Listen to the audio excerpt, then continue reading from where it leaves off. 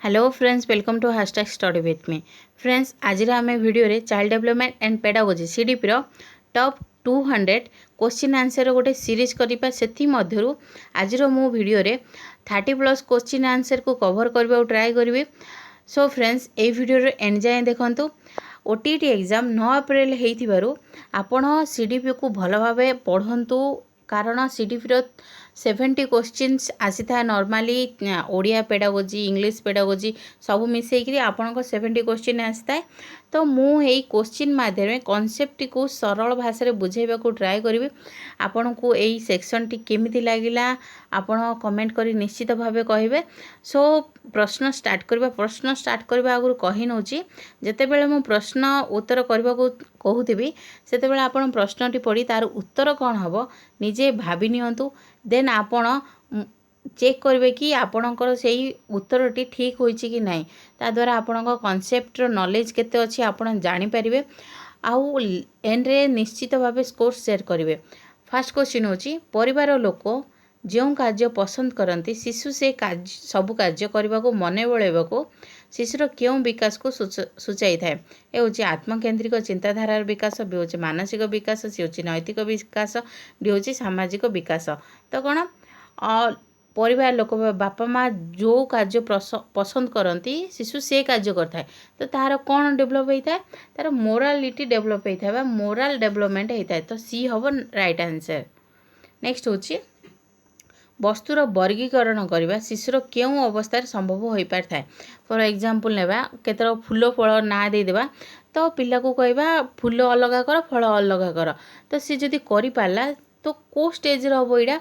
ए होची शैशव अवस्था, बी होची आद्य बाल्य अवस्था, सी होची परवर्ती बाल्य अवस्था, डी होची कौशल अवस्था। तो क्यों अवस्था रे हबो परवर्ती बाल्य अवस्था बा लेटर चाइल्डहुड। नेक्स्ट होची शिशुर जन्मगत प्रवृत्ति और अंतर्निहित शक्तिर विकास संभव होता है तार डेस। ए परिवार, बी हूँ विद्यालय, सी हूँ समाज रे, डी हूँ सांगसाथी मानकरे। तो जन्मगत प्रवृत्ति तार जो अंतर्निहित शक्ति थाए तो क्योंटी डेभलप हम विद्यालय, कारण सेठी शिक्षक प्रॉपर मेथड से ही सबू शक्ति को डेभलप करने ट्राए करती। तो राइट आंसर कौन हम बी विद्यालय रे। नेक्स्ट हूँ शरीर ओजन बढ़िबा और उच्चता आदि बढ़िबा को डेस। ए हूँ शरीर वृद्धि होगा कहुए, बी हूँ शरीर विकास होगा कहुए, सी हूँ शरीर परिपक्वन कहुए, डी हूँ शरीर गुणात्मक विकास कहुए। तो कौन कहबा ओजन आउ उच्चता बढ़िबा को वृद्धि कहबा बा ग्रोथ कहबा। तो राइट आंसर हम ए। Friends, fast CDP fast concept होची ग्रोथ एंड डेवलपमेंट। मन रखु ग्रोथ रे कौन आम जाए केवल आमर शारीरिक वृद्धि विकास जाए। फॉर एग्जांपल आमर हाइट बढ़िबा, उच्चता बढ़िबा, आम जिन ओजन 2 kg बढ़िबा, इंची रे बढ़िबा। फॉर एग्जांपल नेबा आमर सबू ब्रेन डेवलपमेंट हेबा, सबू डेवलपमेंट जाए सबू ग्रोथ रे कौन जाए केवल आमर फिजिकल ग्रोथ जाए। एटा मन रखु ग्रोथ रे केवल फिजिकल जाए, डेवलपमेंट रे कौन जाए से ग्रोथ सहित प्रॉपर फंक्शनिंग भी जाए। एटी कौन फंक्शनिंग जेत बेले आपन कही कौन सी अंग फंक्शनिंग बा भल भाव कार्य करुचे कौन से डेवलपमेंट होता है। तो नेक्स्ट हूँ वृद्धि मनीषर जन्म ठारू नहीं डेस। ए हूँ शेष पर्यंत चालू रहे, बी हूँ एक निर्दिष्ट स्तर पर्यंत चालू रहे, सी हूँ नियमित धारा रे बढ़ी चलू थाए, डी हूँ 6 वर्ष जाए चालू रही है। तो वृद्धि केते जाए होता है एक निर्दिष्ट स्तर पर्यंत चालू रही है। जदि वृद्धि सब बेले चलती तो मनीष ताल गछ पीढ़ी उच्चता हो। तो कौन हम गोटे निर्दिष्ट स्तर रे सेटा बंद हो जाए। मेचुरेशन जो गोटे शिशु मेच्योर हो जाए तो से वृद्धि बंद हो जाए। तो डेवलपमेंट कौन डेवलपमेंट गोटे never ending process, most important एटा मन रखु। डेवलपमेंट कौन गोटे नेवर एंडिंग प्रोसेस, से सब बेले चली थाए, मेचुरेशन पर मध्य चली थाए। एटा मन रखु ग्रोथ कौन मेचुरेशन रे बंद हो जाए, बंद हो। डेवलपमेंट कौन मेचुरेशन पर भी चली थी। एटा मन रखु, नोट कर दिंतु नहले। नेक्स्ट हूँ शिशुर कौशलावस्था कहले डेस। ए हूँ 10-12 ବର୍ଷରୁ 13-14 ବର୍ଷ ପର୍ଯ୍ୟନ୍ତ, ବି ହେଉଛି 10-12 ବର୍ଷରୁ 19 ବର୍ଷ ପର୍ଯ୍ୟନ୍ତ, ସି ହେଉଛି 13-14 ବର୍ଷରୁ 19 ବର୍ଷ ପର୍ଯ୍ୟନ୍ତ, ଡି ହେଉଛି 13-14 ବର୍ଷରୁ 15-16 ବର୍ଷ ପର୍ଯ୍ୟନ୍ତ। ତ କ'ଣ ଏଡୋଲସେନ୍ସ ପଚାରିଛି, ଆପଣ ଏଡୋଲସେନ୍ସ ପିରିୟଡ଼ଟା କେତେରୁ କେତେ ବର୍ଷ? ତ ରାଇଟ୍ ଆନ୍ସର୍ କ'ଣ ହେବ? 13-19 ବର୍ଷ। ଫ୍ରେଣ୍ଡସ୍ ମନେ ରଖନ୍ତୁ ଆମର ଇନଫେନ୍ସି ଆସିଥାଏ 0 to 2 years, ମନେ ରଖନ୍ତୁ। ତାପରେ ଚାଇଲ୍ଡହୁଡ଼କୁ ଦୁଇ ଭାଗ ବିଭକ୍ତ କରାଯାଇଛି, ଏର୍ଲି ଚାଇଲ୍ଡହୁଡ଼ ଆଉ ଲେଟର ଚାଇଲ୍ଡହୁଡ଼। ତ ଏର୍ଲି ଚାଇଲ୍ଡହୁଡ଼ କ'ଣ 2 to 6 year, ତାପରେ 6 to 12 year ଆସିଥାଏ ଆମର ଲେଟର ଚାଇଲ୍ଡହୁଡ଼, ଦେନ୍ ଆସିଥାଏ ଆମର ଇନଫେନ୍ସି, ଇନଫେନ୍ସି କହିଥିଲି, ଦେନ୍ ଆସିଥାଏ ଆମର ଏଡୋଲସେନ୍ସ। ତ ଏଡୋଲସେନ୍ସ କେତେ ହେଇଯାଇଥାଏ 13 to 19 ବର୍ଷ, ତାପରେ ଆମର ଏଡଲ୍ଟହୁଡ଼ ଆସିଥାଏ। ତ ଏଇ ଯେଉଁ ବର୍ଷ ଯାହା ମନେ ରଖିବା ବହୁତ ଇମ୍ପୋର୍ଟାଣ୍ଟ, ଏହି ନେଇକରି ପ୍ରତିବର୍ଷ କ୍ୱେଶ୍ଚିନ୍ ଆସିଥାଏ। ନେକ୍ସଟ ହେଉଛି ବଂଶାନୁଗୁଣ କହିଲେ ଆମେ ବୁଝୁ ଡେସ୍। କ'ଣ ବଂଶାନୁଗୁଣ କ'ଣ? ହେରିଡ଼ିଟି।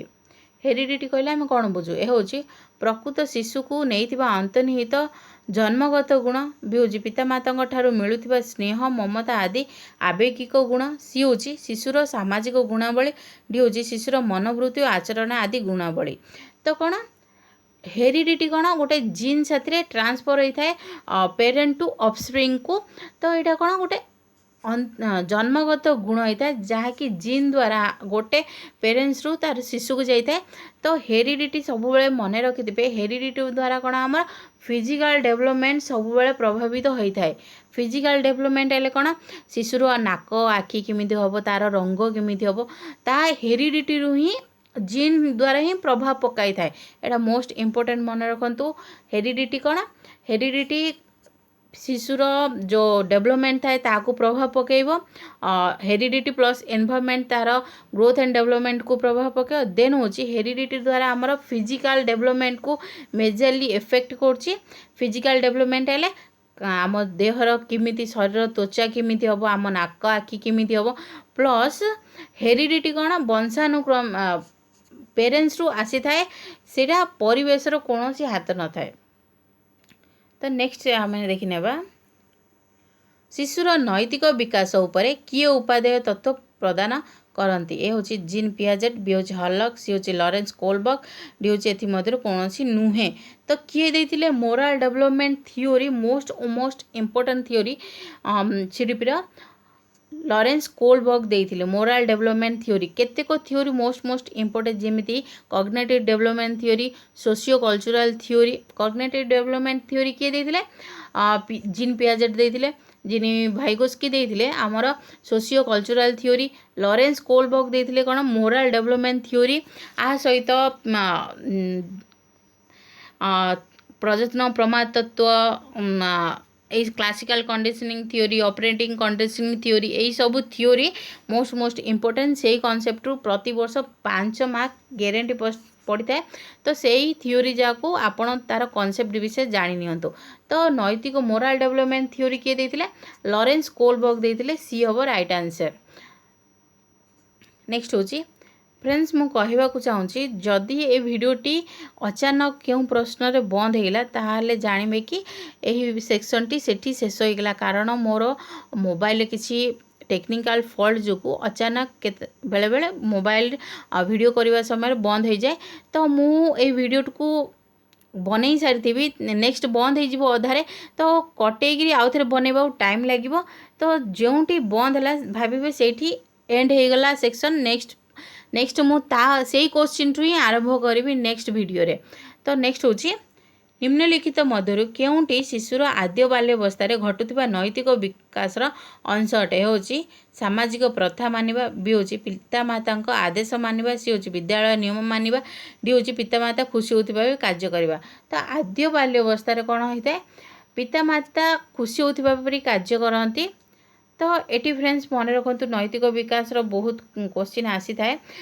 तो नैतिक विकास जो कोलबर्ग देते ताने 3टी स्टेज थिला, प्री कन्वेंशनल स्टेज, तबे conventional stage, post conventional stage. तो मन रखु से ही स्टेज रे 6टी विभाग विभक्त करते।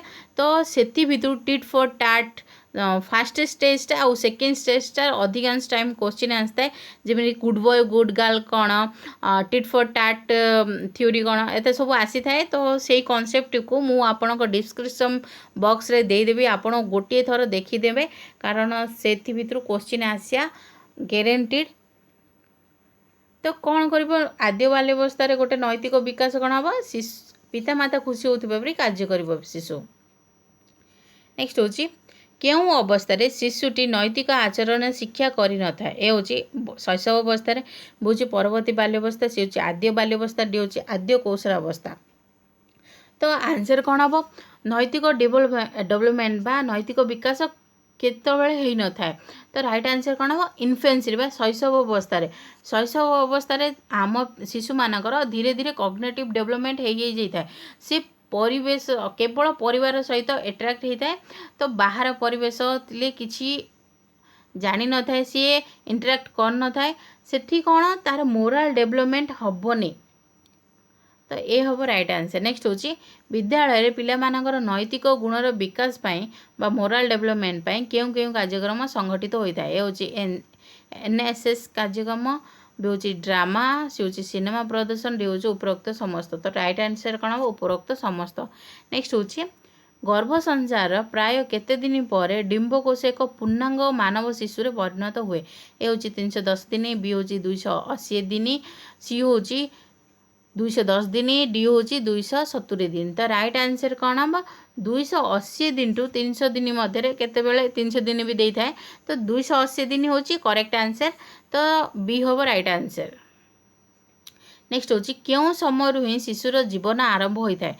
शिशुर जीवन आरंभ पचार ये हूँ शैशव बी हूँ पूर्णांग मानव सी हूँ गर्भधारण डी हूँ एमध्य कौन नुहे।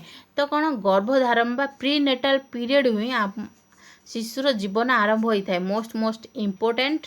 तो कौन प्री नेटाल पीरियड ही स्टार्ट हो जाता है।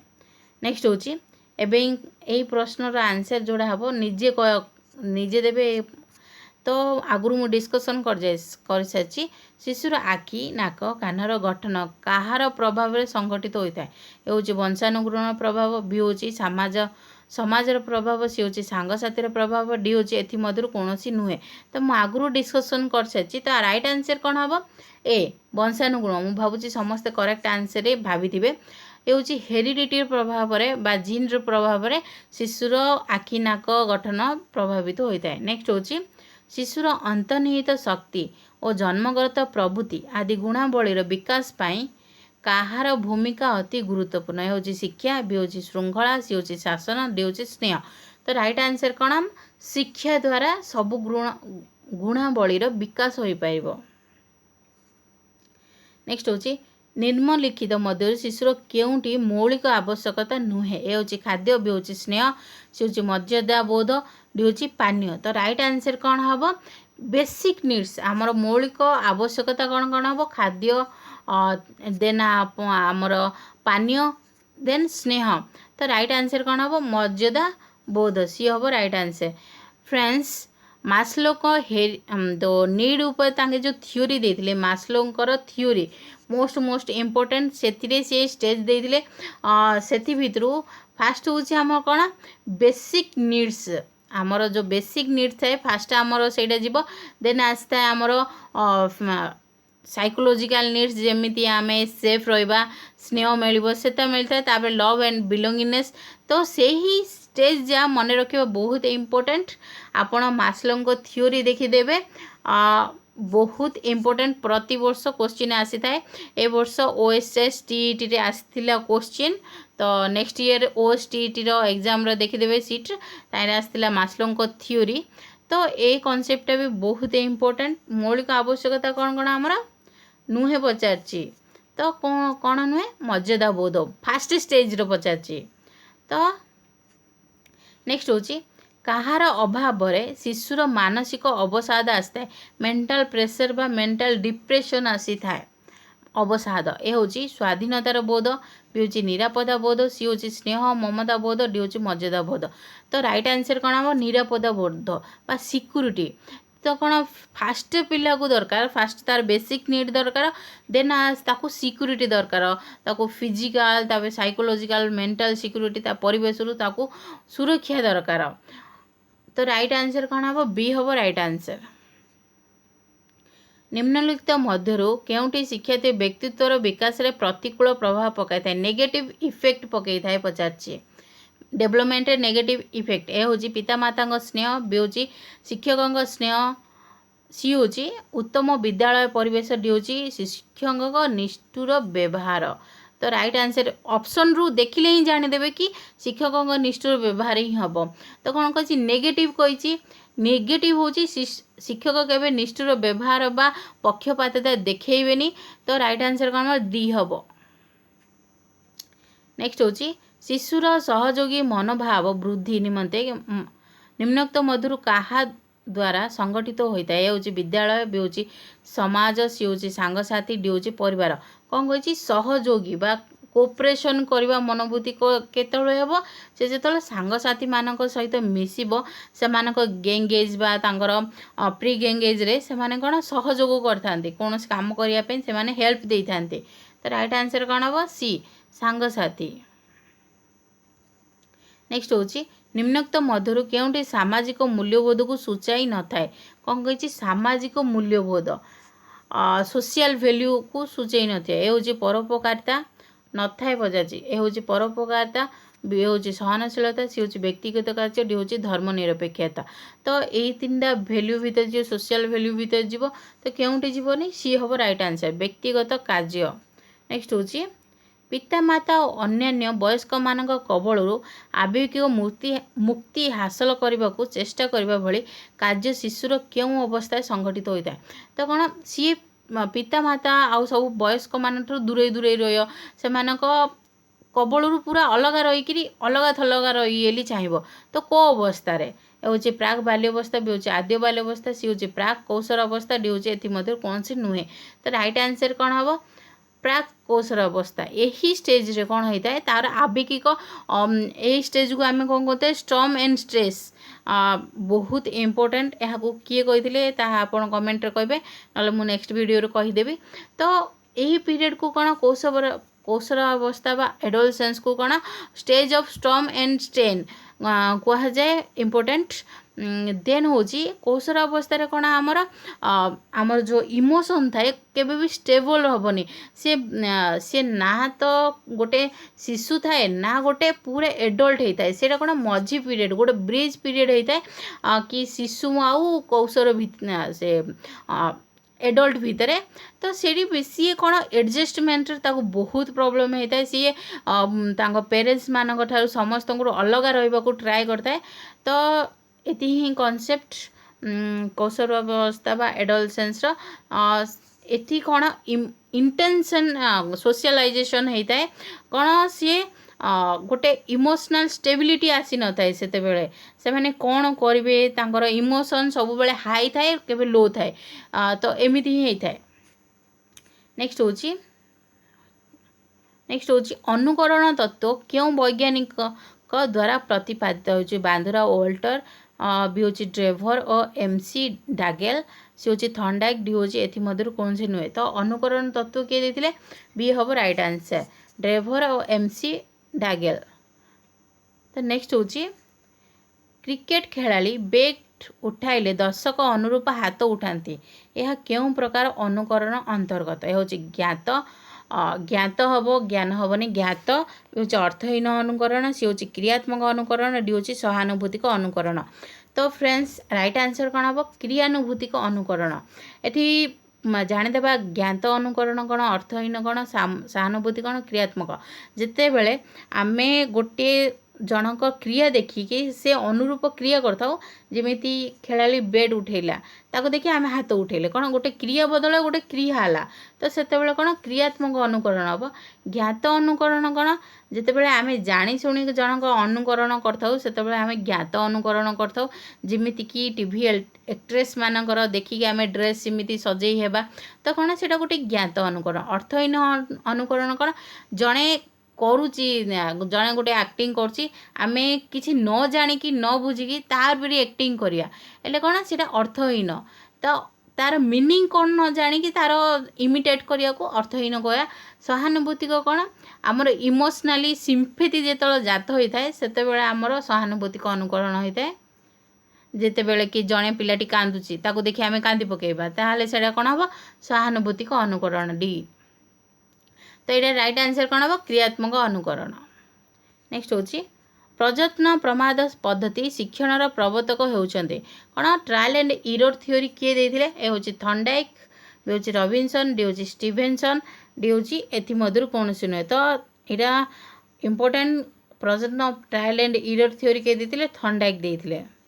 ନେକ୍ସଟ ହେଉଛି ପ୍ରଯତ୍ନ ପ୍ରମାଦ ତତ୍ତ୍ୱର ଅନ୍ୟ କେଉଁ ତତ୍ତ୍ୱ ମଧ୍ୟ କୁହାଯାଏ? ହେଉଛି ସଂଯୋଗବାଦ, ବି ହେଉଛି ଉଦ୍ଦୀପକ, ସି ହେଉଛି ସ୍ନାୟବିକ, ଡି ହେଉଛି ପ୍ରତିକ୍ରିୟା। ତ କ'ଣ କହିବା ତାକୁ ଆମେ ସଂଯୋଗବାଦ ମଧ୍ୟ କହିବା। ତ ଡି ହେବ ଏ ହେବ ରାଇଟ୍ ଆନ୍ସର୍। ନେକ୍ସଟ ହେଉଛି ପ୍ରଯତ୍ନ ପ୍ରମାଦ ଶିକ୍ଷଣ ପରୀକ୍ଷା କେଉଁମାନଙ୍କୁ ନେଇ ପରୀକ୍ଷିତ? ଏ ହେଉଛି ବିରାଡ଼ି ଓ ମୂଷା, ବି ହେଉଛି ମାଙ୍କଡ଼ ଓ ବିରାଡ଼ି, ସି ହେଉଛି ମୂଷା ଅସରପା, ଡି ହେଉଛି ମାଙ୍କଡ଼ ଅସରପା। ତ ରାଇଟ୍ ଆନ୍ସର୍ କ'ଣ ହେବ ଟ୍ରାଏଲ୍ ଆଣ୍ଡ ଇରର ଥିଓରି କାହା ଉପରେ ହେଇଥିଲା? ବିରାଡ଼ି ଓ ମୂଷା ଉପରେ ହେଇଥିଲା।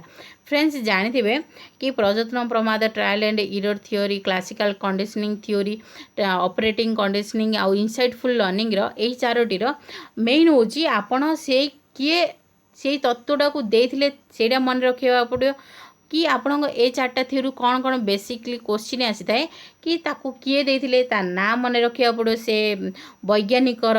नेक्स्ट होची सेटा कौन पाइथिले टिके बेसिक कॉन्सेप्ट मन रखिबे। तापर मेन इंपोर्टेंट होची सेटा का ऊपर परीक्षण होइथिला जेमिति कि ट्रायल एंड इरर थ्योरी होइथिला हमर बिराडी ऊपर मूसा ऊपर देन होइथिला हमर ऑपरेटिंग कंडीशनिंग कौन मूसा उपर होता। फास्ट सी स्किनर देते मूसा उपर करते देन हूँ क्लासिकल कंडीशनिंग थ्योरी क्या होता आमर कुकुर उपर होता जो कुकुर लाड़ गड़ेबा ताको कौन देते पाभलोव देते ए तीन टा मन रखा। तब इनसाइटफुल लर्निंग किए देते आमर कोहलर काप्ता कोहलर देते जहाँकि सिम्पांजी उपर से सिम्पांजीर नाड़ा मोस्ट इम्पोर्टेंट से सिम्पांजीर ना हूँ सुल्तान। तो एति ही कॉन्सेप्ट ए चार्टार एति ही मन रखिले आपण कवर करदेवे।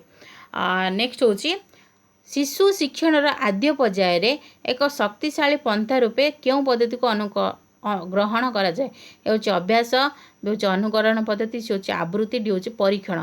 तो आद्य पर्यायर फास्ट सी कौन इमिटेशन बा अनुकरण करी शिखी थाए ता पिता माता को अनुकरण करी ता सिबलिंग को तापर जी ताकू रोल मॉडल भावे ताकू अनुकरण करी से शिखी थाए। नेक्स्ट होची जो पद्धति बा पंथारे शिशुटी देखी करी शुणी स्पर्श करी शिखी थाए चाखी करी स्वाद जानी थाए ताकू केउं पद्धति कहबा होची परीक्षण भी होची अनुकरण सी होची पर्यवेक्षण डी होची एथि मध्यरु कोनोसी नुहे। तो ताकू कोन कहबा ऑब्जर्वेशन बा पर्यवेक्षण। नेक्स्ट होची केउं पद्धति को इंद्रियानुभूति पद्धति कह जाए एबे ही कहिथिले एटा कोन चाखिबो देखिबो एता कोन इंद्रियानुभूति। तो केउं पद्धति होबो ऑप्शन होची पर्यवेक्षण भी होची परीक्षण सी होची प्रयत्न प्रमाद डी होची अनुकरण। तो राइट आंसर कौन हम पर्यवेक्षण ऑब्जर्वेशन। नेक्स्ट होची क्यों मनोवैज्ञानिक शिक्षण तत्व क्रीड़ा क्रीड़ा भित्तिक ए होची फ्रोवेल भी होची रॉबिन्सन डी होची सी होची स्टीफेनसन डी होची एथि मध्यरु कोनोसी नुहे। तो फ्रोवेल कर किंडरगार्टन पद्धति होची क्रीड़ा भित्तिक एक्टिव प्ले वे मेथड होता। तो राइट आंसर कौन हम ए हम राइट आंसर फ्रोवेल कर से तत्वर ना कौन शिक्षण तत्वर किंडरगार्टन मेथड। नेक्स्ट होची क्रीड़ा भित्तिक शिक्षादान बा प्ले वे एक्टिविटी जो कराई जाए से पद्धतिरा क्यों मानक पई उद्दिष्ट क्यों मानक नहीं ये प्राणी जी मानक पई उद्दिष्ट हम हूँ निम्न श्रेणी भी होची प्राथमिक श्रेणी सी हूँ माध्यमिक श्रेणी जो उपरोक्त समस्त। तो जो शिक्षा बा खेल माध्यम शिक्षा करिया सेटा को श्रेणी पई उद्दिष्ट हम ए हम निम्न श्रेणी पई। नेक्स्ट होची गांधीजी मौलिक शिक्षा धंदा माध्यम शिक्षा करने क्यों पद्धति उपर पर्यवेसित जो मौलिक शिक्षा देते बेसिक एजुकेशन ता क्यों पद्धति उपर पर्यवेसित होची क्रीड़ा पद्धति बी हूँ कर्म पद्धति सी हूँ प्रकल्प पद्धति। तो राइट आंसर कौन हम एक्टिविटी बेस्ड बा लर्निंग बाय डूइंग उपर पर्यवेसित वर्धा स्कीम बा बेसिक एजुकेशन से देथिले जो गांधीजी देथिले। नेक्स्ट हूँ प्रकल्प होउची एक उद्देश्य प्रणोदित कार्य जहाँ सामाजिक परिवेश रे एक निर्दिष्ट समय सीमा मध्य करा जाए। प्रकल्प यही संधान क्यों वैज्ञानिकंकर हूँ रबिनसन बी हूँ स्टीभेनसन सी हूँ किलपाट्रिक डी हूँ मध्य कौन नुहे। तो प्रकल्प पद्धति युक्ति टिके देते किलपाट्रिक जे होचंदे प्रकल्प पद्धतिर जनक मोस्ट इम्पोर्टेंट प्रकल्प पद्धतिर जनक। मात्र यही पद्धति क्यों तत्व उपरे क्यों वैज्ञानिक तत्व उपर आधारित जॉन डुई मन रखा इम्पोर्टेंट। जॉन डुई तत्वटा देते मात्र गोटे नेम दे नथिले ताकू किलपाट्रिक जॉन डुई से ही तत्व को नहीं आगामी परीक्षण कले आउ यही तत्व को आविष्कार कले। नेक्स्ट हूँ क्लांति को केते भाग विभक्त करा जाय हूँ 2 बी हूँ 3 सी हूँ 4 डी हूँ 5। तो क्लांति को केते भाग विभक्त करा जाय 3 भाग बी हम राइट आंसर। नेक्स्ट हूँ शिक्षादान शिक्षण प्रक्रिया रे पाठ्य उपकरण कौन आवश्यकता रही TLM ये पचार TLM रो आवश्यकता कौन टीचिंग लर्निंग मटेरियल। तो ये हूँ शिक्षादान शिक्षण प्रक्रिया को उद्दीपक अर्थपूर्ण करे। नेक्स्ट हूँ कठिन और कष्ट विषय वस्तु को सहजरे बोधगम्य करे। नेक्स्ट हूँ शिक्षार्थी मनरे कौतूहल उद्दीपना सृष्टि करे। तो 3टा आक करुच्ची TLM। तो राइट आंसर कौन हम उपरोक्त समस्त कौन TLM द्वारा आम कौन शिक्षा जो आम कौन कॉन्सेप्ट को गोटे मजालिया भाव उपस्थापन करवा पिला मानक मध्य गोटे कौन आटिट्यूड तैयारी करिए कि ताके कौन खोजिबे ताके आग्रह प्रकाश करेंगे आउ कष्ट वस्तु मानक भी सहजे प्रकाश करें जमीती ना आम गोटे स्कल्पचर बा आपण कौन सी गोटे शरीर कौन सी प्रति आकृति नेबे जहाद्वारा कि आपण कॉन्सेप्ट बुझे पारे बोन को लेकिन नले फीचर्स नहीं आम शरीर।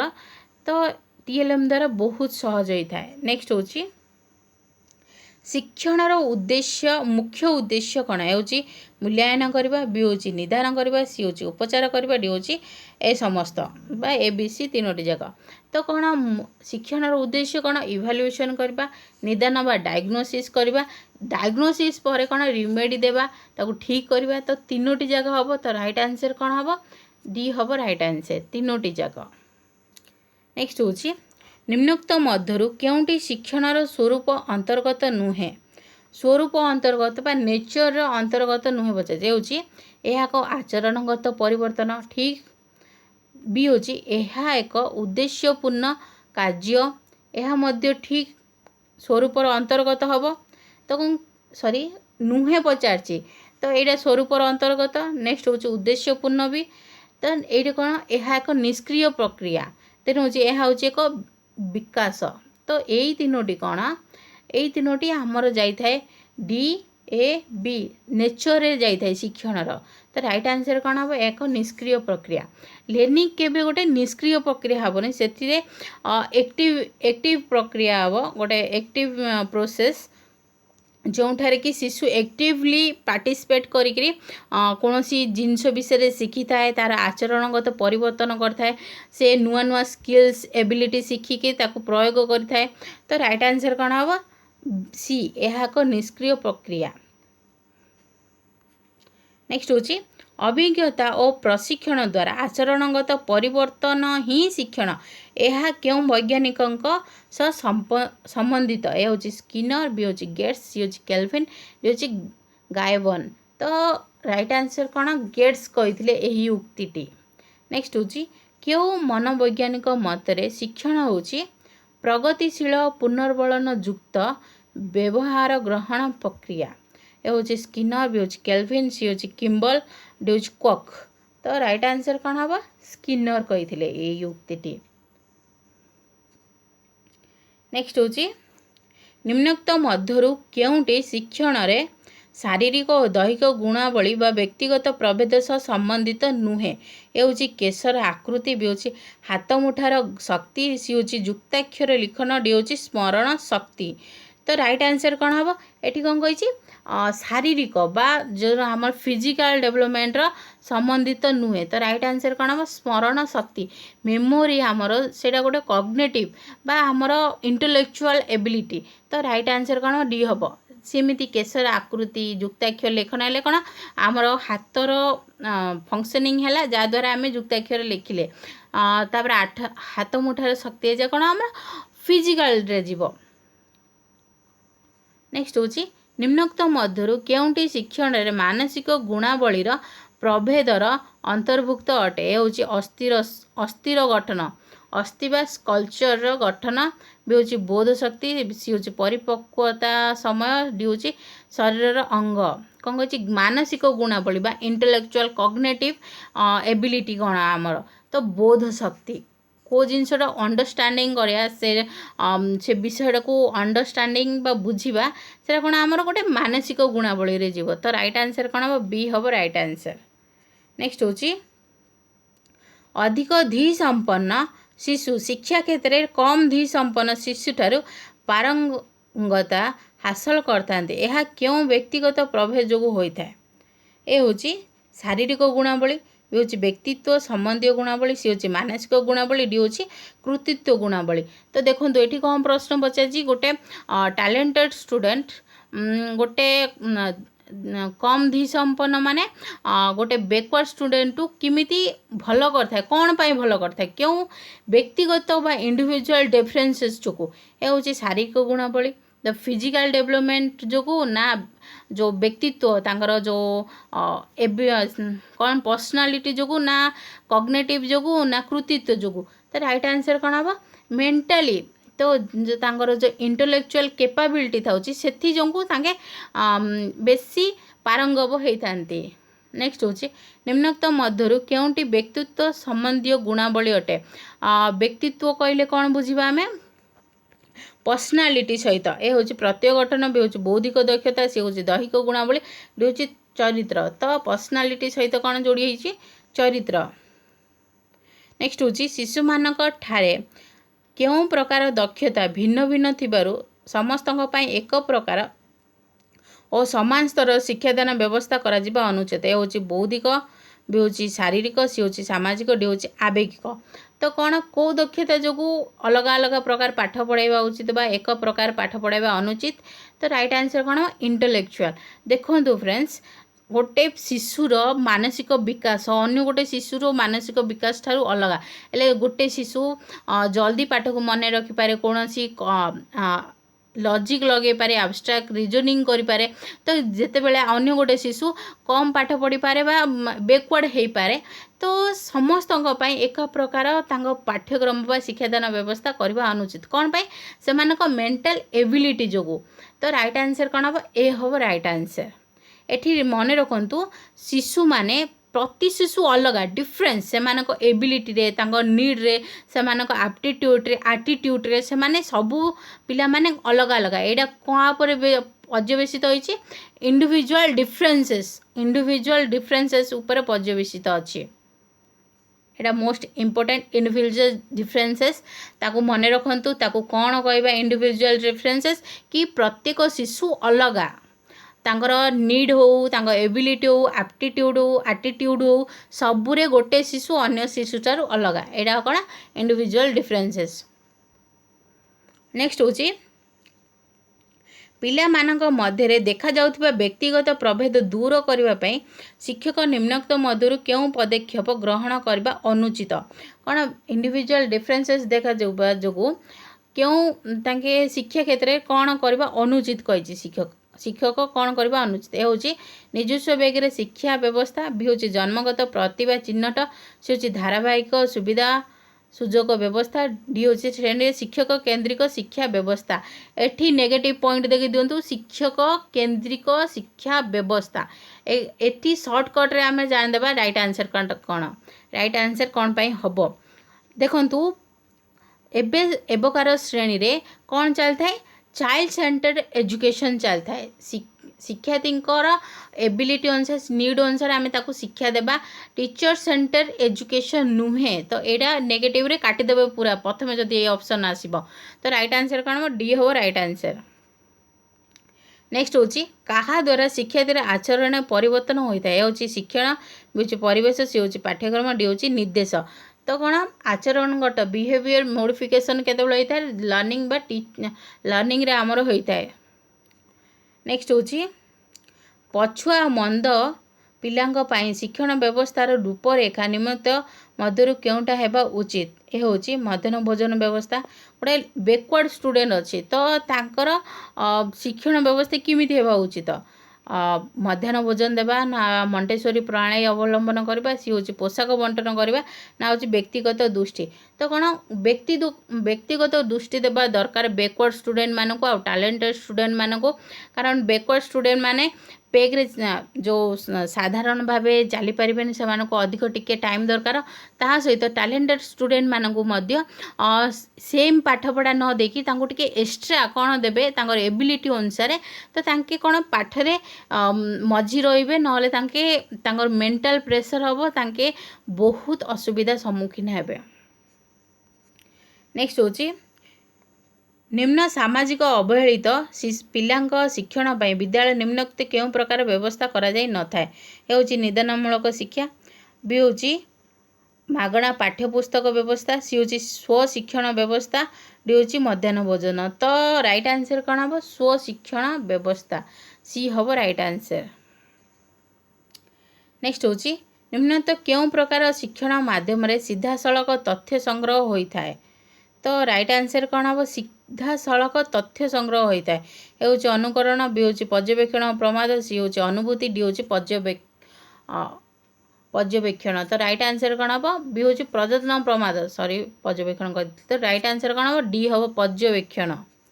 नेक्स्ट हूँ पर्यवेक्षण अर्थ कौन ए हूँ देखा बी हूँ अनुभव करवा सी हूँ उद्देश्य प्रणोदित हो प्रतीक्षण करवा सी हूँ चिंता कर तो राइट आंसर कौन हम ऑब्जर्वेशन कौन सी राइट आंसर हम। नेक्स्ट हूँ पर्यवेक्षण तत्व क्या द्वारा प्रतिपादित हूँ रायबर्न बी हूँ बांदुरा वाल्टर सी हूँ रेस और गेज डी हूँ एडमस तो पर्यवेक्षण ऑब्जर्वेशन तत्व किए देते बांदुरा वाल्टर देते।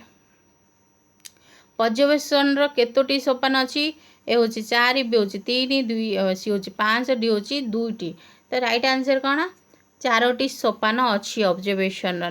नेक्स्ट हूँ निम्नोक्त मध्यरु केउंटी अनुकरण उचित संज्ञा दर्शाऊँगी उचित संज्ञा ए हूँ स्वचक्षुरे देखा बी हूँ इंद्रिय लब्ध संवेदन सी हूँ अन्यर कार्य को नकल करवा डी हूँ परीक्षा करी देखिबा तो करेक्ट आंसर टी कौन हम अन्यर कार्य को नकल करवा इमिटेशन कौन जदि अन्यर कार्य को नकल करवा ताको आमे करें अनुकरण कहबा फॉर एग्जांपल नेबा आमे कोनोसी आम पेरेंट्स हो देखिथिबे छोट छोट पिला माने पेरेंट्स मानकर नकल करथांती जेमिति माँ को देखी झियो माने साड़ी पिंधती बो बोइका खेलती तो कौन नकल करथांती अन्य कार्य को नकल करबा को आमे इमिटेशन बा अनुकरण कहिथाउ। नेक्स्ट होची पिलाटी तार जेजंग चलवा और कथा कहवा शैली को अभ्यास करता है यह केउं प्रकार शिक्षण अंतर्भुक्त ए हूँ अनुकरण मध्यम बी हूँ अनुभूति मध्यम सी हूँ प्रजनन प्रमाद डी हूँ पर्यवेक्षण तो मुझे ही कहली जेजेमा ना माँ ना बापा अनुकरण कर शिखी था तो राइट आंसर कौन हम अनुकरण मध्यम। तो फ्रेंड्स आज एठी क्वेश्चन आंसर सरिला यही पीडीएफ यही वीडियोर तो आपन को ये सेक्शन टी किमिति लागिला कमेंट करी निश्चित बतैबे नेक्स्ट वीडियो रे आमे आ परठ क्वेश्चन ठू स्टार्ट करबा तो एतिकी रे ही रखुची थैंक्स फॉर वाचिंग।